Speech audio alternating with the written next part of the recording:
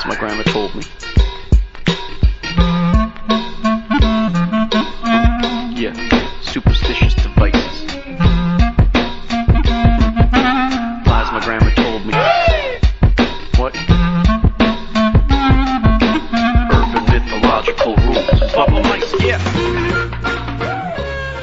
Bonjour et bienvenue du côté de Rachis, une émission présentée par Géraldine Roux et les invités de l'Institut universitaire Rachis. Aujourd'hui, j'ai le grand plaisir de recevoir Raphaël Barbier, diplômé d'un master métier du patrimoine de l'Université de Reims-Champagne-Ardenne, bibliothécaire et assistante de communication à l'Institut Rachis.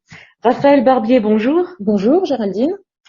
Alors Raphaël, vous êtes depuis juin diplômé de master métier du patrimoine et plus précisément du master métier du livre. Pour une première question, vous serait-il possible de nous décrire en quelques mots votre parcours étudiant? Oui, alors j'ai commencé par faire une licence d'histoire au campus des Comtes de Champagne. En troisième année, j'ai fait une spécialité parcours histoire de l'art et du patrimoine. Ensuite, j'ai souhaité continuer en master d'histoire médiévale à Reims. Oui. J'y suis restée 1 an et puis ensuite j'ai voulu me professionnaliser, donc je suis revenue à Troyes pour faire ce master donc qui s'appelle Master Patrimoine et Musée, avec l'option livre qui s'appelle en réalité Valorisation du patrimoine textuel, mais qu'on raccourcit en parcours livre. D'accord. Voilà. D'accord. Et donc vous avez fait tout ce parcours aussi pour devenir bibliothécaire. Oui, c'est ça. En fait, au début, je ne pensais pas forcément devenir bibliothécaire, mais je voulais travailler dans la culture ou dans le patrimoine culturel. Et puis, au fil des années, en fait, mes choix se sont affinés, parce que déjà, j'ai un goût personnel pour la lecture. Et puis, j'ai trouvé que le métier de bibliothécaire était assez intéressant parce que, en fait, les missions sont assez variées. Il y a aussi des structures très variées puisqu'on peut travailler autant en bibliothèque territoriale qu'universitaire que patrimoniale, donc avec des publics différents, des missions différentes. Et puis aussi, aujourd'hui, c'est un métier qui évolue. On demande de plus en plus de compétences aux bibliothécaires. Oui. Notamment avec l'arrivée du numérique donc dans les bibliothèques, mais aussi la place des bibliothèques sur les réseaux sociaux. Donc voilà, il y a tout un panel de compétences qui s'élargit et je trouve que c'est très intéressant. Oui, en fait, c'est aussi la variété des activités parce qu'on pouvait penser jusqu'à finalement assez peu que le travail de bibliothécaire consistait à orienter des lecteurs, à cataloguer, à s'occuper des livres et maintenant c'est vrai que c'est beaucoup plus varié. Est-ce que vous pensez que l'arrivée du numérique a été majeure dans cette variété en fait de tâches que doit accomplir un bibliothécaire? Oui, ça change beaucoup de choses. Déjà, on peut proposer maintenant des e-books sur Internet. On est obligé d'avoir une place, d'avoir des réseaux sociaux, d'avoir un site Internet. C'est aussi des moyens nouveaux de médiation. Beaucoup utilisent des tablettes virtuelles maintenant pour proposer des petites expositions dans leur bibliothèque quand ils n'ont pas forcément les moyens de mettre en place une exposition physique. Donc oui, il y a plein de choses qui sont comme ça en évolution et je pense que ça peut être une bonne chose. Notamment par exemple dans la gestion des fonds patrimoniaux qui sont difficiles à sortir, par exemple des rayonnages, on peut grâce au numérique les diffuser soit sur Internet, soit dans sa bibliothèque avec des nouveaux outils. C'est ce qui se passe d'ailleurs notamment à la médiathèque Jacques Chirac de Troyes, avec le fonds ancien numérisé, en tout cas pour une plus grande partie, de la bibliothèque de Clairvaux. Oui, c'est ça, il est diffusé en ligne et on peut y avoir accès comme ça. Et vous, dans le cadre de votre formation à Troyes, est-ce que vous avez utilisé ces supports-là? Est-ce que vous travaillez également sur des manuscrits? En quoi consiste cette formation? Alors, c'est une formation qui est quand même assez pluridisciplinaire. C'est une formation sur le livre, mais plutôt sur l'aspect patrimoine que sur l'aspect lecture publique. Donc, on a par exemple des cours d'histoire du livre et des bibliothèques. On a aussi beaucoup d'intervenants extérieurs qui viennent nous décrire leur métier. C'est là qu'on voit justement toute cette diversité. On a des cours sur le livre ancien, sur la valorisation de fonds particuliers. Aussi des études de cas, la gestion des fonds. Par exemple, il y a tout un aspect sur les fonds iconographiques, sur les estampes, comment on gère, comment on valorise. C'est une formation aussi qui contient du droit. On fait du droit de la propriété intellectuelle, de droit des réseaux sociaux, et puis aussi de la politique culturelle et de la politique patrimoniale internationale. On apprend aussi des techniques de médiation culturelle. Et puis, il y a un très gros aspect justement sur le numérique. Donc, on apprend à manipuler certains outils. On évoque aussi les politiques de numérisation des bibliothèques, par exemple. Et puis, tout ce qui est outils liés à la communication, donc réseaux sociaux, etc. Comment ça se passe au niveau du droit, comment on manipule. Donc, voilà. Et ce type de formation au métier du livre, est-ce que c'est généralisé en France? Est-ce que c'est une spécificité troyenne? Est-ce que vous savez un peu la place de ce type de formation en France? Alors, il existe quand même beaucoup de masters sur les métiers du patrimoine qui vont concerner plutôt les musées en général ou l'archéologie. Oui. Il y a aussi des masters qu'on appelle infocom. Alors ça, c'est plutôt pour le métier de documentaliste, par exemple, mais il y a aussi des personnes qui veulent être bibliothécaires qui suivent ces formations. Elles sont souvent orientées vers la lecture publique. La spécificité troyenne, c'est qu'on est vraiment orienté sur le livre comme patrimoine plutôt, et sur la valorisation et la gestion des fonds. Et puis aussi cet aspect numérique en fait qui est très important dans la formation troyenne. Je suis pas sûre qu'il existe partout. Donc ça aussi, que dans le cadre de notre patrimoine culturel troyen, savoir aussi que nous avons ce type de formation très très spécifique et en même temps innovant, et ça se passe à Troyes, au campus Comte de Champagne. Alors nous allons faire une première pause musicale et nous allons écouter un titre que vous avez choisi, Raphaël. Donc nous allons écouter Over My Head par Asaf Avidan.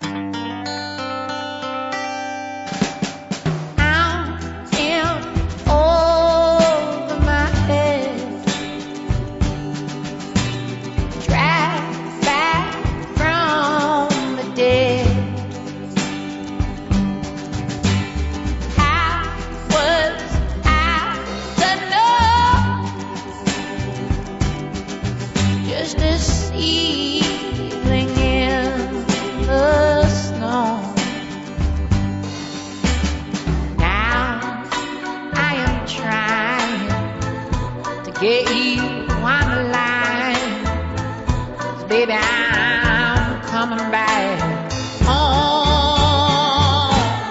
And it's hard to believe, but there's nobody leaving. Please don't lock the door, 'cause baby, I'm yours. A shattered, broken heart that could not reconcile. Darkness stared at me. Oh no, our love smelled carelessly. Then you turned, I'm alive, like a moth in the night. You know, baby, I'm coming back home. Man, it's hard to believe, but there's nobody leaving. Please don't lock the door.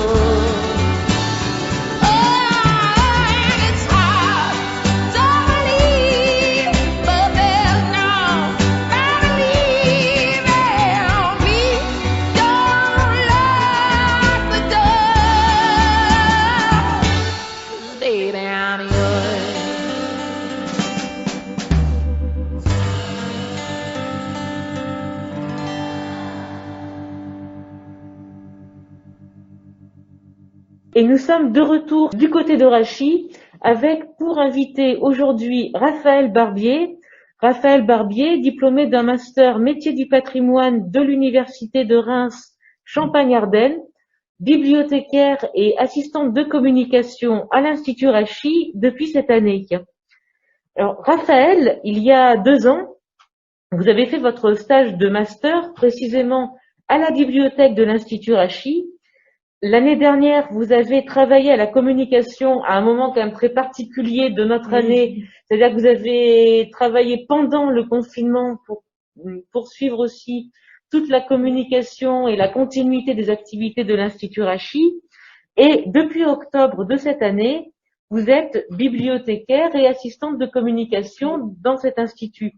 Alors, est-ce que dans une première partie, vous avez évoqué que pour nous, les auditeurs et moi-même, votre parcours, que signifient les métiers du patrimoine et la spécificité troyenne du label métier du livre.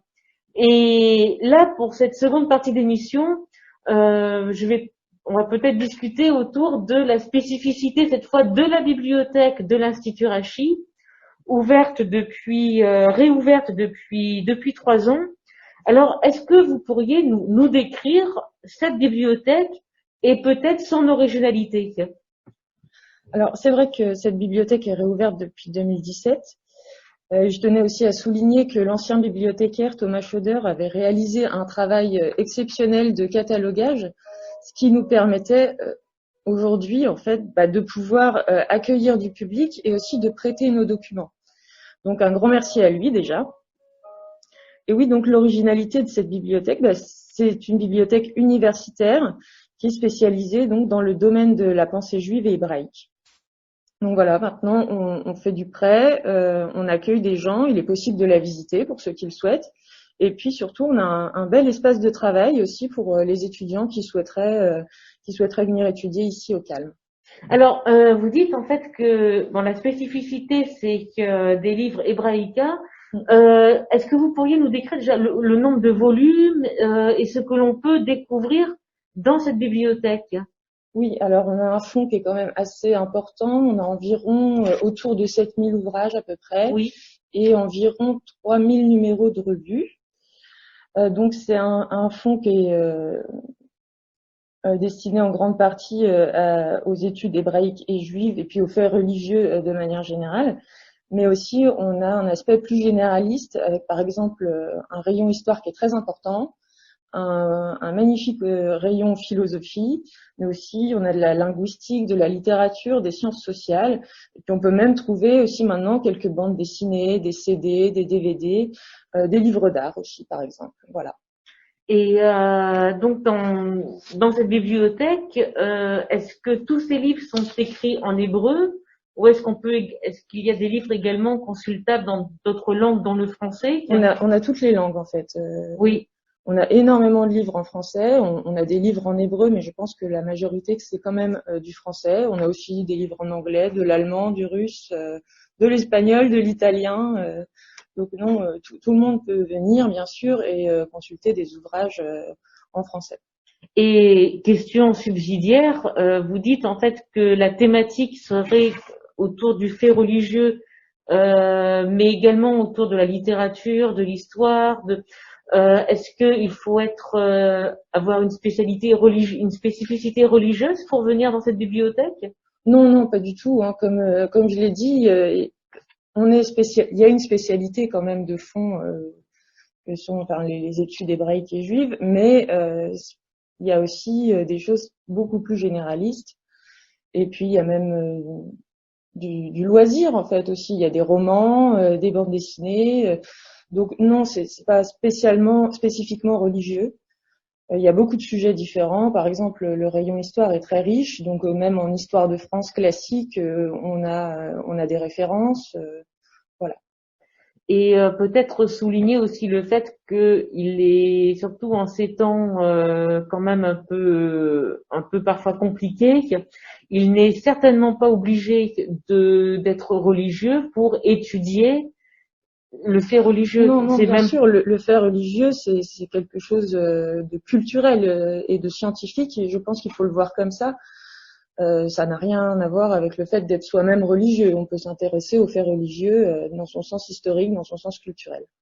Et dans cette bibliothèque, est-ce que donc vous avez dit que le prêt était possible. D'ailleurs, Oui. je crois qu'on peut emprunter en ligne Oui, des oui, oui. livres. Si on est inscrit à la bibliothèque, on peut tout à fait réserver des livres sur notre site. Parce que je tiens quand même à souligner que la grande partie de votre stage à l'Institut Rachi a consisté aussi à nous construire cet espace virtuel afin de pouvoir, par un logiciel que vous avez, dont vous vous êtes servi, par ce logiciel, il est possible, en fait, de manière très facile, de commander en ligne des livres. Et donc ça, c'est quand même un des grands apports que vous avez apporté à cette bibliothèque. Oui, c'est ça. On a pu créer en fait un catalogue en ligne et qui est consultable par tout le monde. On peut effectuer une recherche sur le site, on peut réserver des ouvrages, voilà. Et on peut accéder à ce catalogue via le site web de l'Institut, www.institut-rachi-3.fr. Est-ce que dans cette bibliothèque, il est possible d'y étudier? Bon, évidemment, là, nous sommes en période de confinement, donc évidemment, elle est fermée au public, aux usagers, mais de manière générale, est-ce qu'il est possible d'y étudier? Et est-ce qu'il y a des activités autres proposées dans la bibliothèque de l'Institut Rachi? Alors oui, bien sûr, il est possible de venir y étudier. Je le disais tout à l'heure, on a un bel espace de travail avec le Wi-Fi. Donc tout le monde peut venir profiter de cet espace. Et puis effectivement, on propose normalement des activités. Donc on a un bénévole, Michel Degardin, qui propose chaque premier jeudi du mois une lecture publique d'un livre de son choix, alors en général qui est proche de ce qui se passe à l'Institut. Et puis Evelyne Rousseau, aussi coordinatrice de l'Institut Rachi, qui va nous proposer prochainement un atelier conte, donc des lectures pour les enfants. Donc ça devrait avoir lieu le mardi soir. Et donc ce sont bien évidemment des activités qui sont gratuites et ouvertes à tous. Alors là encore, pour l'instant, les lectures publiques et les ateliers contes sont proposés en virtuel en raison du confinement. Et dès que nous le pourrons, je pense que nous serons heureux de pouvoir à nouveau proposer ces activités en présentiel.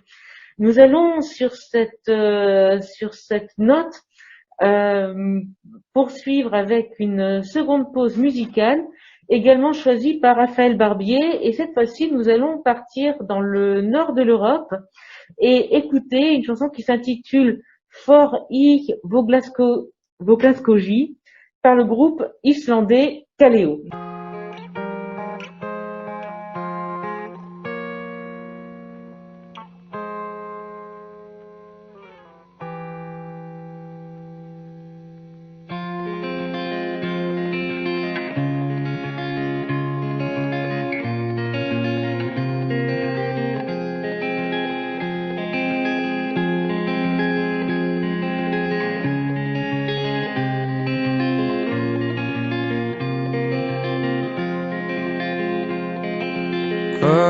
Kvöldið okkar og vorum var Glasgow. Við skulum tjalda í grænum berjamóum. Leitum með vínum í lundin frá í gær. Lindin þar niðar og virkir Ísland græn. Leikur í ljósum, lokkum og ángandi rósum. Leikur í ljósum,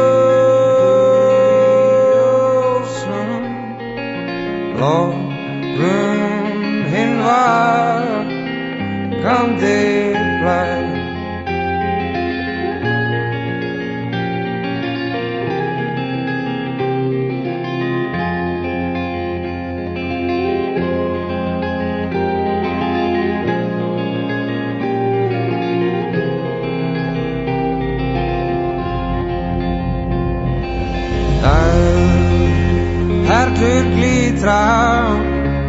Dalinn færist dró Draumar þess rætast sem gistir vagla skó og klæð rauðu skíni á krækilingislag. Et nous sommes de retour sur l'émission Du côté de Rachid avec pour invité Raphaël Barbier. Raphaël Barbier qui est diplômé d'un master métier du patrimoine de l'université de Reims-Champagne-Ardenne, assistante de communication et bibliothécaire à l'Institut Rachid. Pour cette dernière partie d'émission, peut-être quelques questions autour donc d'une question aussi d'actualité malheureusement qui nous concerne tous, et notamment ce confinement que nous vivons pour une deuxième fois. Là, pour le premier confinement, vous aviez proposé des billets consacrés à la découverte de manuscrits arabes et hébraïques sur la page Facebook de l'Institut Rachid et toujours disponible dans la Rachithèque du site web de l'Institut Rachid. Vous nous avez fait découvrir des Corans enluminés de la Bibliothèque nationale de France, des manuscrits hébraïques de la bibliothèque, l'art de la micrographie dans les manuscrits hébreux, des manuscrits hébreux enluminés de la British Library. Donc tout cela, en fait, vous avez vraiment, moi j'ai découvert des billets très très riches autour même de la micrographie que je ne connaissais pas bien du tout. Alors peut-être une question, comment avez-vous fait ce choix de thèmes et de manuscrits? Alors, en fait, de par ma formation en histoire puis en métier du patrimoine, j'ai eu la chance d'être confrontée aux manuscrits anciens, notamment médiévaux. Et c'est quelque chose qui m'a beaucoup intéressée, hein, les manuscrits dans leur fond autant que dans leur forme, et puis aussi toute l'iconographie qui y est liée. C'est vrai que malheureusement, on voit peu en fait ces manuscrits. Enfin, le public y est peu confronté. On a quelques rares expositions des fois, mais finalement ils sont assez peu visibles et restent dans les fonds, dans les réserves. C'est ce qui est normal, hein, du fait de leur fragilité, ils peuvent pas être exposés à la lumière, pas à n'importe quelle température, donc c'est très compliqué de les sortir et de les montrer au public. Du coup, lors du confinement, c'est avec une envie naturelle que j'ai eu envie de partager mes connaissances en la matière avec le public et de leur montrer un petit peu ces trésors du patrimoine. Et puis aussi, afin de proposer des billets qui étaient en lien avec les axes d'études et de recherche de l'Institut Rachid, donc les monothéismes, on va dire, de manière générale, je me suis tournée vers ces manuscrits anciens, notamment hébraïques et islamiques. Et ce qui a été aussi pour moi l'occasion, en fait, d'affiner mes propres connaissances et de les partager avec le public. Et comment se construit ce type de billet? Parce que on pourrait supposer que c'est extrêmement spécifique, et pourtant ces billets que vous avez écrits étaient destinés à un large public. Oui. Comment avez-vous réussi à construire ces billets pour faire découvrir effectivement des manuscrits magnifiquement illuminés, et en même temps pouvant être avec des explications accessibles? Eh bien, par exemple, déjà, ça démarrait par le choix d'une thématique. Par exemple, pour Pessah, la Pâque juive, on a décidé d'étudier les manuscrits liés à cette fête.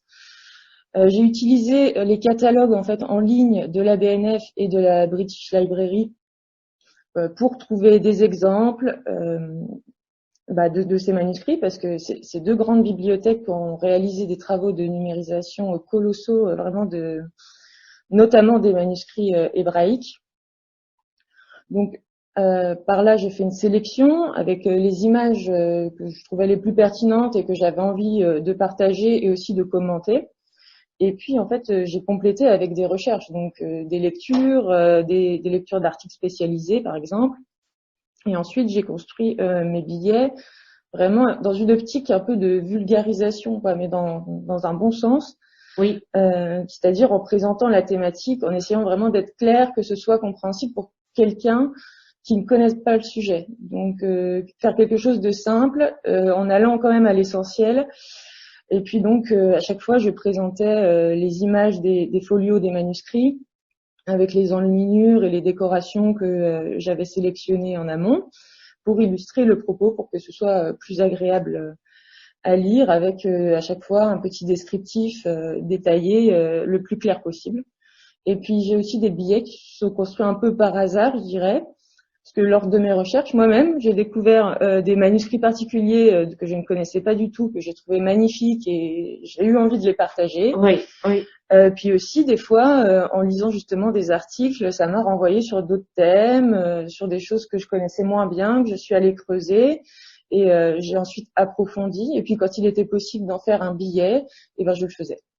Et donc, tous ces billets sont tout à fait disponibles, ainsi que d'autres billets, d'ailleurs, qui ont été écrits notamment par Thomas Schauder, ancien bibliothécaire à l'Institut Rachi, ou Daniel Lévy, Gérard Rabinovitch, pendant cette première période de confinement. Et est-ce que vous allez continuer à rédiger ce type de billets? Oui, c'est prévu. Donc c'est un spoiler là. Oui, c'est un spoiler. J'ai pas encore de thématiques précises, mais il y a encore tellement de trésors dans les manuscrits à découvrir, qu'ils soient hébraïques, islamiques ou chrétiens. Donc j'ai encore plein de choses à vous faire partager, à vous faire découvrir, je pense. Et c'est prévu pendant le confinement, le retour des billets patrimoine et bibliothèque. Eh bien, écoutez, avec très grand plaisir, et nous pouvons déjà découvrir les premiers billets sur la page Facebook de l'Institut Rachi et puis dans la Rachithèque du site web de l'Institut Rachi. Merci beaucoup Raphaël d'avoir accepté notre invitation. Avec plaisir. C'est donc la fin de l'émission pour aujourd'hui, mais avant de nous quitter, un événement dont je suis très heureuse de vous faire part, puisque malgré la situation difficile, mais peut-être aussi parce que la situation est difficile, nous avons peut-être aussi besoin de poésie, besoin de littérature, et nous avons organisé à l'Institut Rachi un récital poétique en ligne qui sera proposé par l'actrice Odile Cohen et Philippe Mallard à l'accordéon, et nous vous proposons ce récital poétique en ligne le samedi 29 novembre au soir. Et vous pourrez découvrir cette information ainsi que nos autres événements sur le site web de l'Institut Rachi, www.institut-rachi-3.fr, sur sa page Facebook, Institut Rachi 3, ou par téléphone au 03 10 95 30 07. À bientôt, portez-vous bien. As my grandma told me.